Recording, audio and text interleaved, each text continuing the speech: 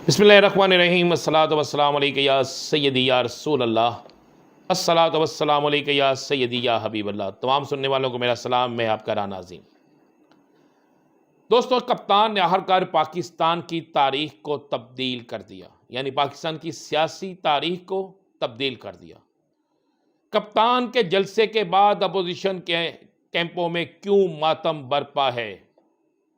बाबूजी ने लंदन में इस जलसे के बाद क्या हदायत जारी की हैं, आपको इस हवाले से आज एक बड़ी अहम खबर देते हैं। कप्तान के जलसे के बाद अहम तरीन अदारों में क्या रिपोर्ट्स गईं? कप्तान के जलसे के बाद क्या सोचा जा रहा है? तीसरी बड़ी खबर आपको आज देंगे कि कप्तान ने आखिरकार पाकिस्तान भर में जलसों का ऐलान क्यों कर दिया। कप्तान क्या खेल खेलने जा रहा है? कप्तान बड़े जलसे करके उसके बाद फाइनल राउंड क्या खेलेगा? आज आपको अहम तरीन खबरें बताते हैं। दोस्तों, कप्तान के लाहौर के जलसे के हवाले से मुस्लिम लीग नून की क़यादत को और पीडीएम की क़यादत को ये बाकायदा रिपोर्ट की गई थी कि इस जलसे में ज़्यादा से ज़्यादा 50 से 60 हज़ार लोग इकट्ठे हो सकेंगे। और यह भी रिपोर्ट की गई थी कि इमरान खान के जलसे में सबसे ज़्यादा लोग केपीके से आएंगे। और यह भी कहा गया था कि पोठोहार और पिंडी से बड़ी तादाद इस जलसे में मौजूद होगी। मगर कप्तान के जलसे में कमाल हो गया। लाहौरियों ने यह साबित कर दिया कि लाहौर कप्तान का है।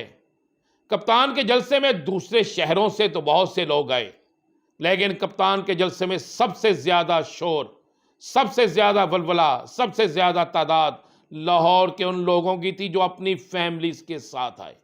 वो लाहौर जो मुस्लिम लीग नून का घर हुआ करता था, वो लाहौर जहाँ पे मुस्लिम लीग नून किसी भी सियासी जमात को जीतने नहीं देती थी, आज वो लाहौर मुस्लिम लीग नून के हाथ से छिन गया है। लाहौर कप्तान का हो गया, पंजाब कप्तान का हो गया। कप्तान जो है उसने साबित कर दिया कि मैं पाकिस्तान की सियासी तारीख को जब चाहूं, जहां चाहूं, जिस तरह चाहूं तब्दील कर सकता हूं।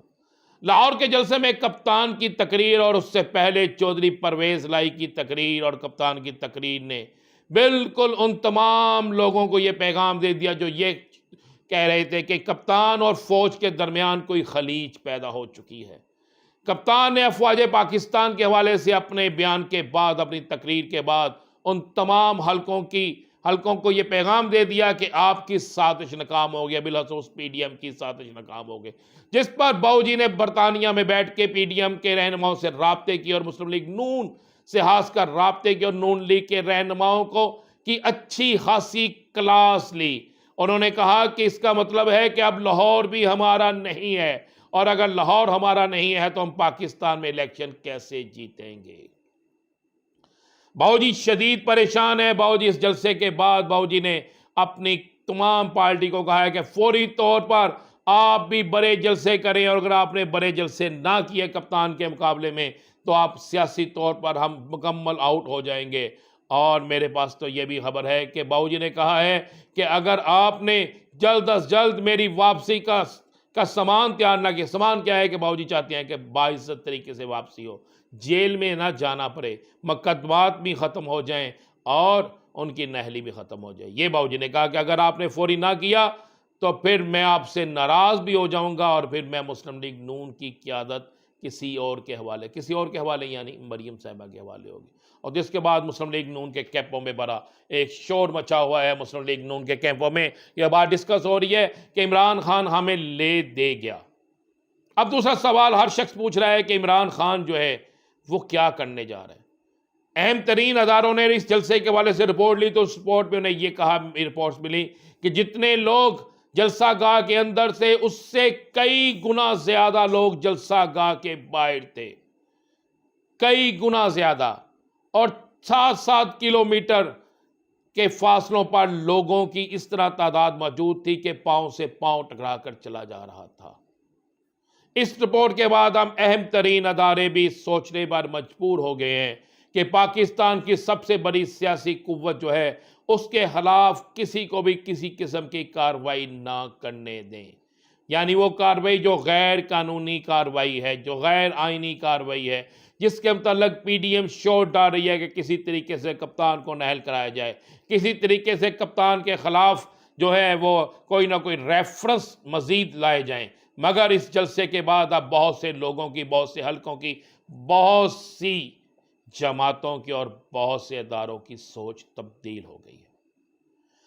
अब लोग सोच रहे हैं कि आखिरकार कप्तान का प्लान क्या है और कप्तान के पास कौन सा ऐसा पत्ता है जो आखिर में शो करेंगे, जिसके बाद इस पाकिस्तान की सियासत में इलेक्शन के अलावा कोई रास्ता नहीं रह जाएगा।